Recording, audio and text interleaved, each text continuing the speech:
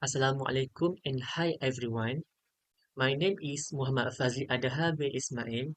I'm 23 years old and I'm currently studying at the Faculty of Education at the National University of Malaysia, UKM. And my majoring is in special education.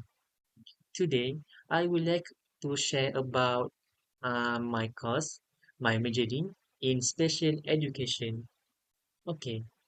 Special education is a field that focuses on supporting students with various learning needs, such as learning disabilities, intellectual disabilities, behavioral challenges, communication difficulties, blind, deaf, and other developmental needs. Okay, in this program, we do not only learn about the theories, but we learn how to apply them in the real situation during classrooms. Besides that, we also learn about how to modify teaching methods, adapt learning materials, observing students' development individually, and create an inclusive environment where every student feel valued and supported.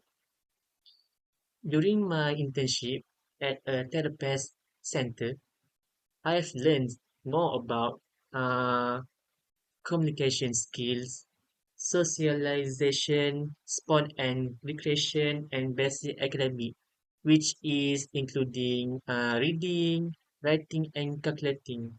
So I can also apply them during my practical on the next semester.